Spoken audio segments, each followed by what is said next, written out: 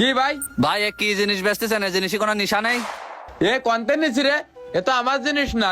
এ তো তোমার কাছ থেকে নিছি, তুমি তো দিছাও আমারে। ভাই ফাইজলামি ভাই যাও নাকি? এনে এসে কথা এসব আমি দিছি, উল্টা পাল্টা কথা হয় না জানো মোটেও। ভাই মাল তো আপনার কাছ থেকে নিছি ভাই। চড়াই দাঁত একদম সমান করে বেলা মানে এনে নিশা খাই এসে ফাও কথা কাছাও, ধরো তোমার জিনিস। এ শাকিল কি মাল দিছি রে, খাই কোনো নিশা হইলো না। ওরে রাশেদ ভাই দেখেন মারামারি লাগাইছে রে, কি নিয়ে বাদাইলো বুঝলাম না। এই দাঁড়া দাঁড়া, চলো চলো চলো। এই এই কি হইছে? এই তোমরা এরকম গ্যাঞ্জাম ফাসাদ করতেছো কেন? কি এ হইছে? কি রে মারামারি করতেছে কেন রে? মাল নিছি, মাল খাই নিশা হয়নি ভাই। এ নিশা হয়নি মানে? দেখলাম তো ওই নে জমের কা খাচ্ছির, চারি বেল্টে ধুমাই যাচ্ছে।